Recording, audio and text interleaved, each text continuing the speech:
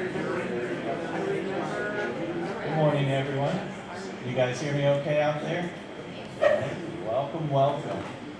We appreciate you coming today, particularly on such a rainy day, so thank you guys for being here. My name is Craig Smith, the President and CEO of the Driscoll Health Plan. Joining me today, Dr. Marybelle Peterson, our Executive Vice President, Chief Operating Officer of the Driscoll Health System. I also would like to recognize all of our Driscoll Health Plan employees and health system family that are here. Thank you guys for being here. Really appreciate everyone coming out. So the reason that we've called this conference together today is unfortunately a different type of storm on our horizon. For a little background, the Driscoll Health Plan has helped manage the healthcare needs of low-income Texans for over 20 years in the Nueces region and over a decade in the Hidalgo region, which is the Rio Grande Valley and up along the Texas border. But despite being one of the very top health plans in clinical quality, we were shocked to learn recently that the Texas Health and Human Services Commission is looking to exclude Driscoll from serving the state's Medicaid population starting in September of 2025. It's a decision by the agency that, if not reversed, could effectively mean the end of the Driscoll Health Plan. As a result, 3/4 of the children and pregnant mothers on Medicaid across South Texas will have their health insurance disrupted.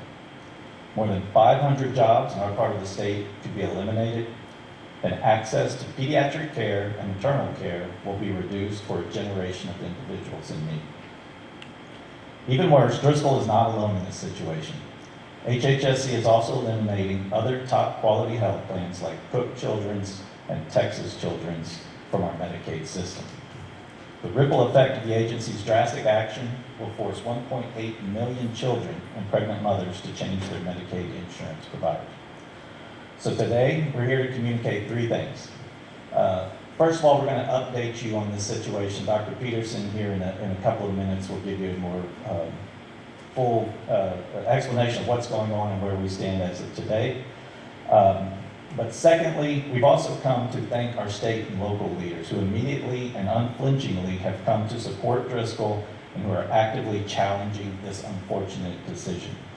When this issue first unfolded, Senator Chuy Hinojosa, who's really been a champion for us, along with our entire South Texas delegation of legislators, immediately took action and began communicating with our governor and the head of HHSC, including our local chairman in the Corpus Christi area, Representatives Hunter, Lozano, and Herrera. Also locally, Mayor Guajardo and the Corpus Christi City Council have reached out to the governor on our behalf, as well as Judge Connie Scott in the Nueces County Commissioner's Court, who joined the call for change. We thank each and every one of you. And lastly, I'm here to assure you, our friends and families at Driscoll, that we will fight until the very end to continue serving our members and our communities, because South Texas is our home.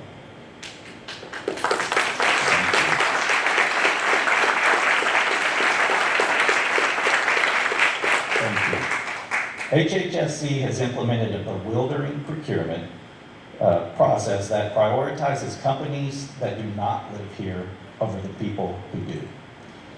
With your help, we will make sure that the voices of South Texas are heard loudly in Austin, and the priorities of this proud community and this great state are restored. So with that, I'm going to hand it to Dr. Peterson to talk a little bit more about the health plan and what's going on. Thank you, Craig. Well, for more than 2 decades, Driscoll Health Plan has been providing Medicaid coverage throughout South Texas. Today, Driscoll Health Plan has grown to serve 24 counties and more than 185,000 members. Currently, we lead our markets, serving over 43% of families in our coverage area and over 50% of pregnant moms in Medicaid. I've been in the Driscoll Health System for a long time, decades. In 1998, that was when we first created the Driscoll Health Plan. Why did we do this? Why did our board do this? It was because of federal CHIP enabling legislation, and our board felt like it was fulfilling the mission of Clara Driscoll to make sure that children in our region had access to health insurance. We know that access to good health insurance improves health and quality of life. It was through that, and Driscoll was the only health plan that said yes to the call, that took on the risk, because we didn't know how it was going to turn out. It was a risk. And then when the state decided to add Medicaid managed care to our service area, Driscoll was the first one to sign up and said, yes, we will. And we've been there ever since. We've been there for all of our South Texas families. If this procurement process, which is, in the hopefully beginning stages, it's an intent to contract, but if it's allowed to stand, it would be a tragic day for pediatric care and maternal care in South Texas. And let me tell you why. In 2008, we decided that we could make a difference in our community by doing a better job with preventive care. And after practicing for 30 years, one of the things that I saw that we could do a better job at was preventing preterm births. Not sure how to do it. We talked to our OB colleagues. They said, provide education. We did that. We made some improvement. And talking with the OBs more, we realized that aha moment. We had a lot of pregnant women with complicated pregnancies, and our obstetricians did not have those specialists to refer them to. They're called maternal fetal medicine specialists. These specialists train for 15 years post-high school, 7 years of residency training in obstetrics and maternal fetal medicine. They take care of our sick moms or our babies that have other issues. And with that, we were able to reduce the preterm birth rate from 15.1% to before the pandemic around 9.1%. To me, that's not a number. That's all the babies that can now have a more normal life. But along the way, providing great care saves the state of Texas money. So the health plan invested $10 million in setting up these maternal fetal medicine clinics all across South Texas. We provided that infrastructure, $10 million a year. And you know what? The state has said yes. That saved us $1 billion in just NICU costs alone. Not even counting all the costs of those children that might not be able to have normal hearing, normal vision, normal development, school educational challenges, because we were able to intervene with these super specialists and provide that supportive care earlier on. So it's more than an impact to just people having to change to an unknown entity and an unknown health plan. It's an investment of infrastructure that was funded and continues to be funded by Driscoll Health Plan that would be lost. 20 years of investments going backwards. We cannot let that happen.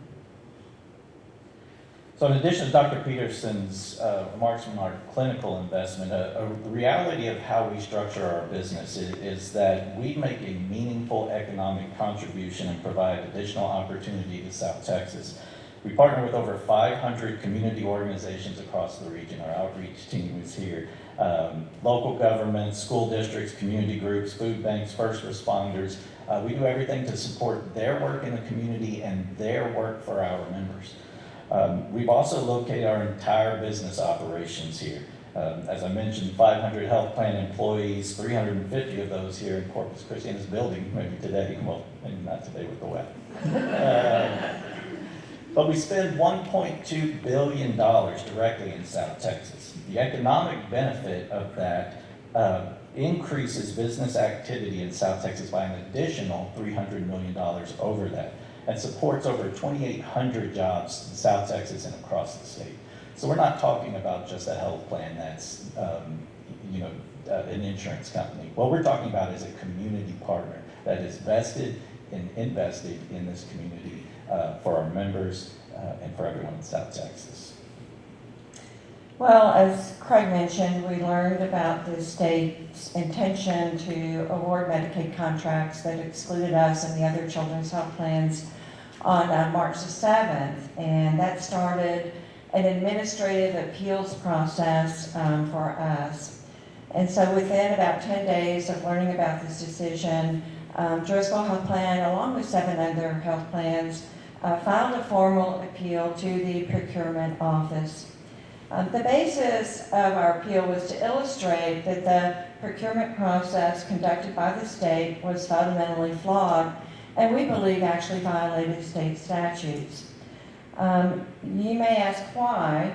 Well, it did not take into consideration past performance, any historical results, didn't look at the 150 quality measures that we report on every year.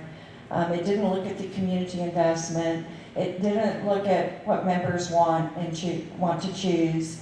It didn't look at what our providers and physicians prefer.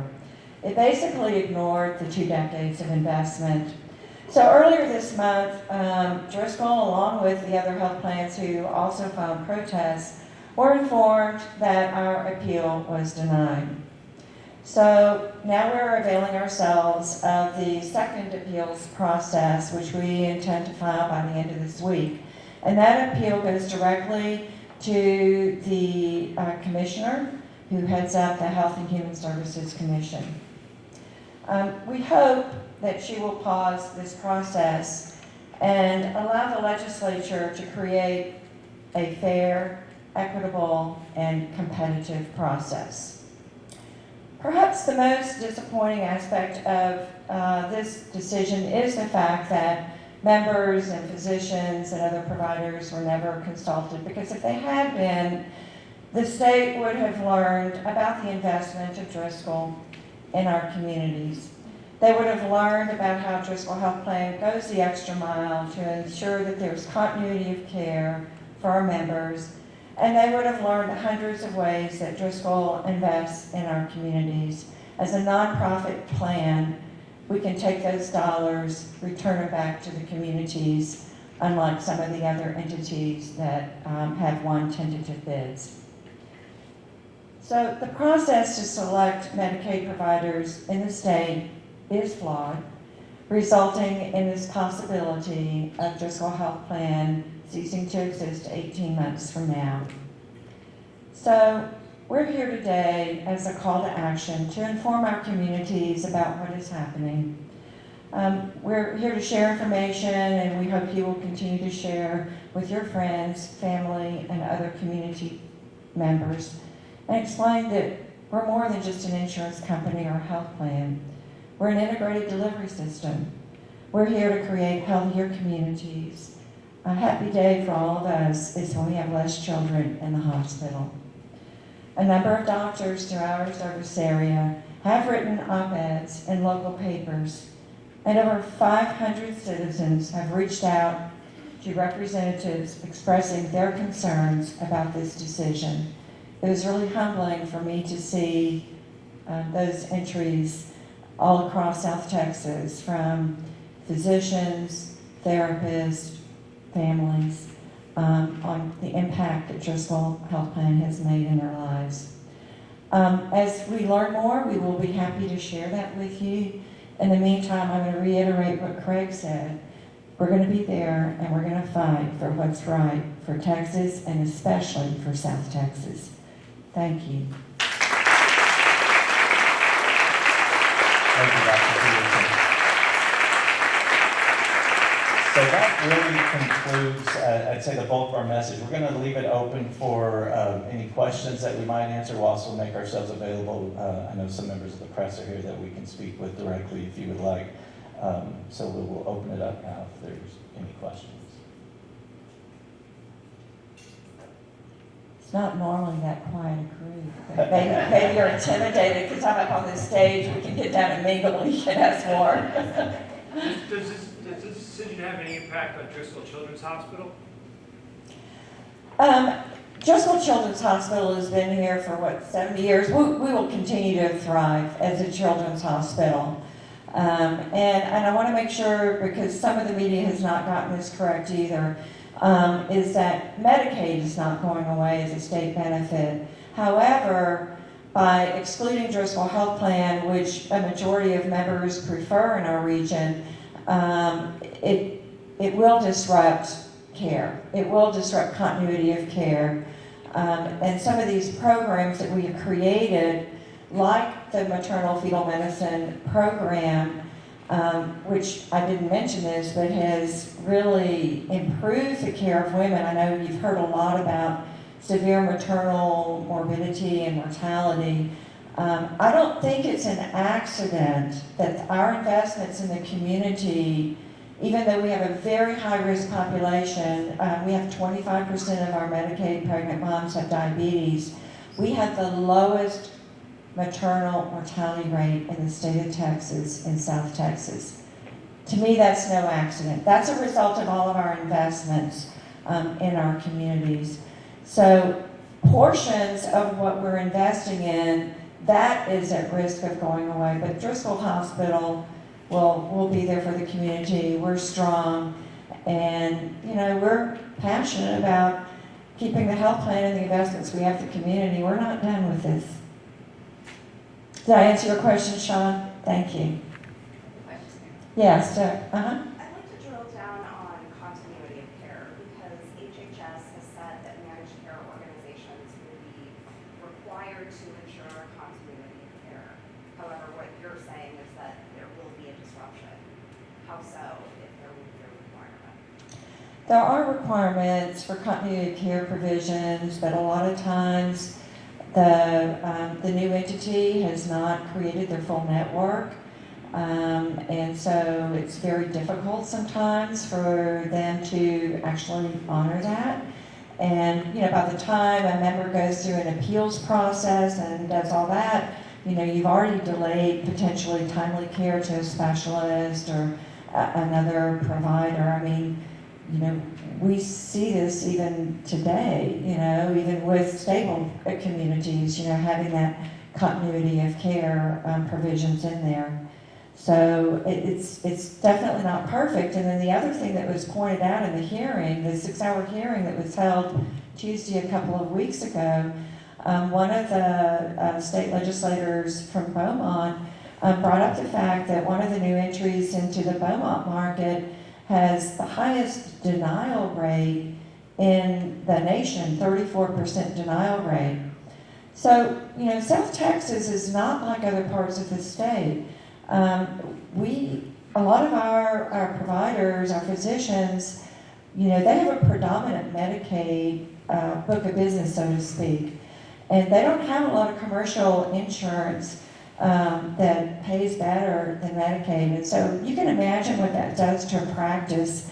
If you're denying, you've seen a patient and yet you're denying 34% of the care that you've already provided.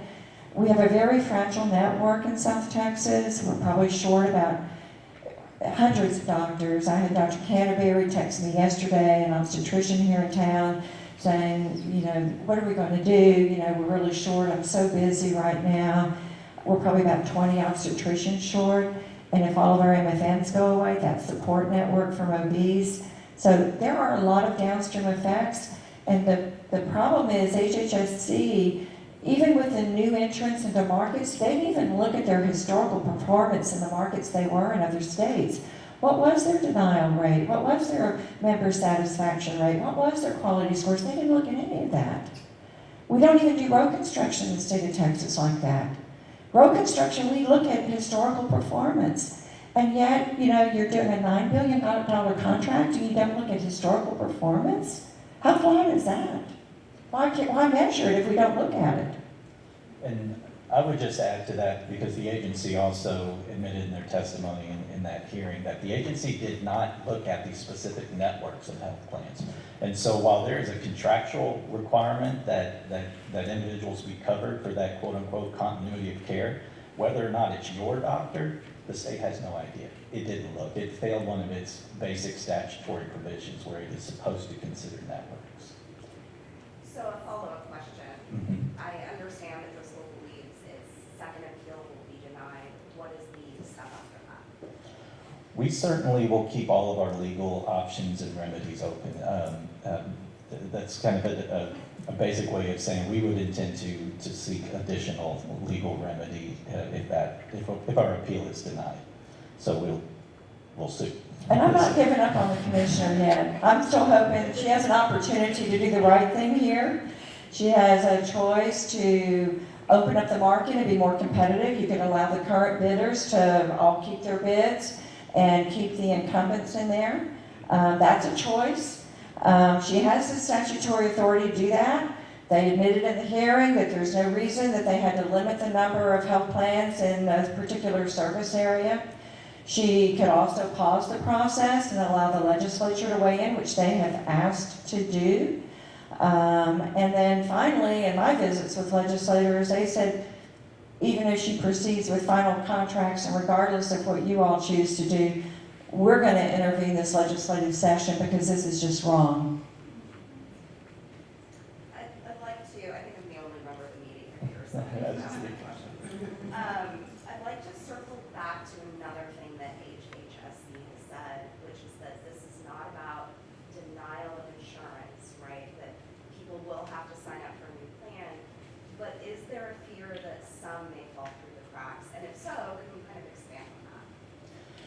Well, I would say certainly there should be a fear about any kind of large-scale turnover of the Medicaid population. We just saw it through our redetermination efforts of the past year and how many individuals either were denied or failed to re-enroll through that process. Again, 1.8 million children and pregnant mothers will have to sign back up across the state. Now, the agency hasn't been completely clear on how that process will unfold or the timing of that. So, the more that is compressed, the more it certainly begs for error and problems because our contract, again, will run through August of next year as it's presently set. And so whether the state starts some runway to that kind of transition, we have not heard yet. The networks are critical, and I think, a lot of, Medicaid members, it's very difficult for them to ascertain, those facts of who is in their network until they find out when they need specialized care that specialist isn't in their network. And you may have experienced that with your own health plan. I know I went through that with my son when he was off my insurance when he aged out and trying to pick a plan on the exchange. And he needed a corneal specialist in Houston, but he was living in Austin. And so truly trying to find a plan that made sure that both of those kinds of providers were in network was very challenging, even for me, who, understands health insurance. I have one more question. Ultimately, you all have said that we're looking at potentially 500 people losing their jobs and more. I'm sorry. Drill down on what those jobs are and what the potential economic impact is in South Texas. Sure. The biggest immediate risk are those who are health plan employees, and that includes strategically as part of the way we run our operations. We locate everything here in South Texas for a reason, because our team is of South Texas to serve South Texas. And so within that, we locate our call centers, our operations, our claims, all things that many other health plans either export to other states or to large kind of centralized locations. We do here in South Texas. And so unfortunately, those support operations, which do take a lot of people to run, would be the ones at most immediate risk. Now, HHSC may tell you that, well, the other health plans that come in, they'll take those people. But what we've seen, at least with some of the other for-profit plans, is they don't staff the same way we do.